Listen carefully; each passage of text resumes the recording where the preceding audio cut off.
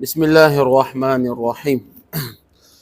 ایک بزرگ کی خدمت میں ایک شخص حاضر ہوا اور عرض کیا کہ میرے لیے دعا کر دیجیے، مجھے اہل و عیال کی کثرت اور آمدنی کی قلت نے بہت مجبور کر رکھا ہے۔ انہوں نے فرمایا کہ جب تیرے گھر والے تجھ سے یہ کہیں کہ ہمارے پاس نہ آٹا ہے نہ روٹی ہے، اس وقت کی تیری دعا حق تعالی شان کی یہاں میرے اس وقت کی دعا سے زیادہ قابل قبول ہے۔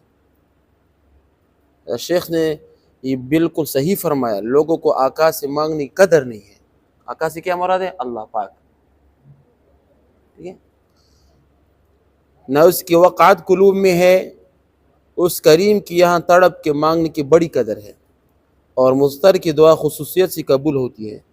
حق تعالی شانہ کا ارشاد ہے امن یجیب المضطر اذا دعا، سورۃ نمل کی آیات ہے، رکو نمبر 5، کہ وہ ذات جو بے قرار آدمی کی سنتا ہے جب وہ اس کو پکارتا ہے اور اس کی مصیبت کو دور کرتا ہے۔ ٹھیک ہے نا بھائی، ایسی ذات ہے جس کے ساتھ کسی کو شریک کیا جائے۔ ایک حدیث میں کہ ایک شخص نے حضور صلی اللہ علیہ وسلم سے پوچھا کہ آپ کس کی طرف لوگوں کو دعوت دیتے ہیں؟ حضور صلی اللہ علیہ وسلم نے کیا فرمایا کہ اس اللہ وحدہ کی طرف اگر تجھے کوئی مضرت پہنچے پھر تو اس کو پکارے تو وہ تیری مصیبت کو کیا کر دے؟ زائل کر دے۔ وہ اللہ وحدہ کہ اگر تو کئی راستے میں سواری کو گم کر دے پھر اس کو پکارے وہ تیری سواری کو تجھ پر لوٹا دے۔ اور اگر تجھے کہاں سے سابقہ پڑا ہو تو اس کو پکارے تو تیرے لیے روزی اتار دے۔ ایک بزرگ کہتے کہ ہم عبداللہ رضی اللہ تعالیٰ عنہ کے پاس بیٹھے ہوئے تھے، ایک لڑکی آئی اور اس نے اپنے سردار سے کہا کہ آپ یہاں بیٹھتے ہیں، آپ کے گھوڑے کو نظر نے کھا لیا، وہ گھوڑا حیران سرگردان گھومتا پھر رہا ہے، کسی جھاڑ پھونک کرنے والوں کو ڈھونڈ کر لائے۔ عبداللہ رضی اللہ عنہ نے فرمایا کہ کس جھاڑنے والے کی کیا ضرورت؟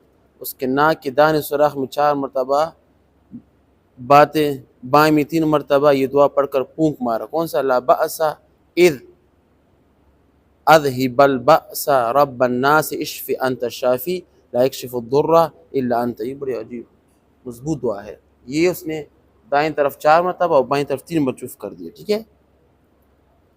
تو رب نے اس کی تکلیف کو کیا؟ زائل کر دی اور اس کو شفا عطا کر دی۔ تو وہی شفا دینے والا ہے، تیرے سے کوئی شخص نقصان کو ہٹانے والا نہیں۔ وہ شخص گیا اور تھوڑی دیر میں واپس آ گیا اور کہنا کہ میں نے آپ کے کہنے کے موافق کیا، وہ بالکل اچھا ہو گیا، ٹھیک ہے؟ لیکن کہتے ہیں کہ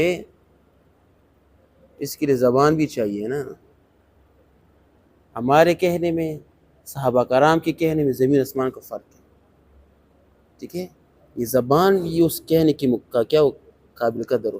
ہماری تلاوت میں صحابہ کرام کی تلاوت میں زمین آسمان کا فرق ہے۔ کیوں؟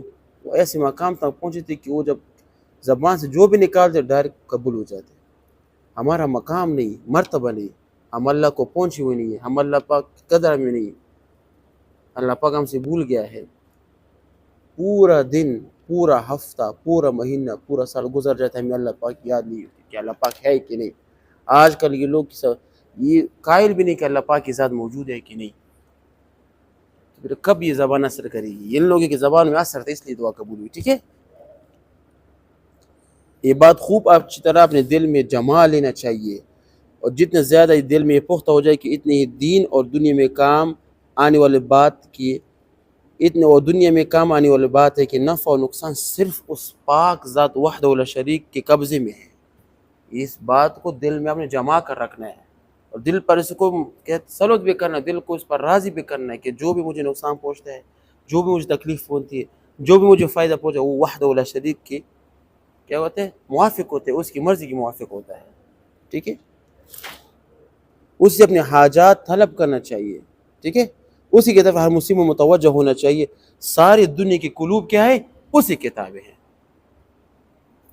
جب یہ کام ہو جائے تو بس آسان ہے، کس میں ہر چیز آسان ہے، ٹھیک ہے نا؟ اللہ پاک ہمیں دین پر صحیح چلنے کی توفیق عطا فرمائے، ٹھیک ہے نا؟